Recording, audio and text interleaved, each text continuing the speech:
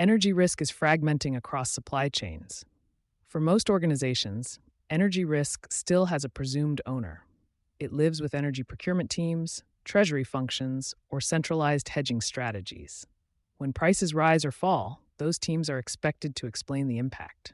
That assumption is breaking down. A large share of energy-related cost exposure no longer sits inside energy contracts or utility budgets. It is scattered across supplier agreements, embedded in pricing formulas, adjustment clauses, and renegotiation rights that quietly transfer volatility into the supply chain. The problem is not volatility itself. The problem is ownership. When energy risk stops being centralized, suppliers operating under sustained energy uncertainty are adapting their commercial terms. Rather than absorbing energy swings, they are distributing them, passing variability through fuel surcharges, indexed pricing, and flexible contract language. For buyers, this creates a structural shift. Energy risk is no longer visible in one portfolio, managed by one function, modeled in one forecast. Instead, it is fragmented across hundreds of supplier relationships, each carrying its own assumptions and triggers. No single team sees the full picture. The governance gap inside organizations. Most organizations still treat energy, procurement, and supplier risk as separate domains. Energy teams focus on direct consumption and utility contracts. Procurement teams negotiate supplier pricing and terms. Finance teams track aggregate cost impacts after the fact. When energy-driven variability enters supplier agreements, it often bypasses formal energy governance entirely.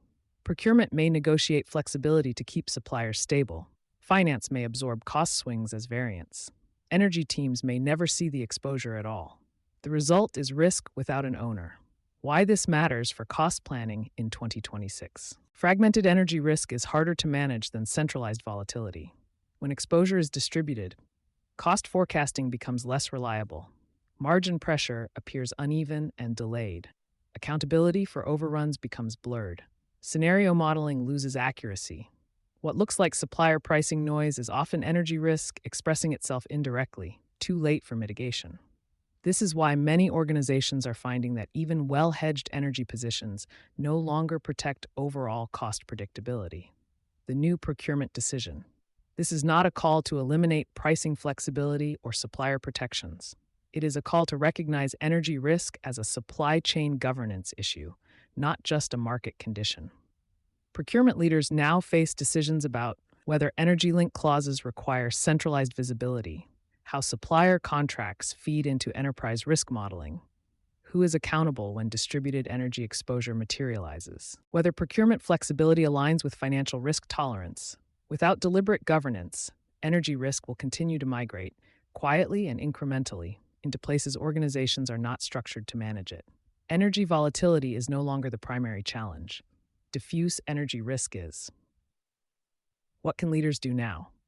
In 2026, organizations that continue to treat energy exposure as a centralized problem will underestimate how much risk is already embedded across their supply chains.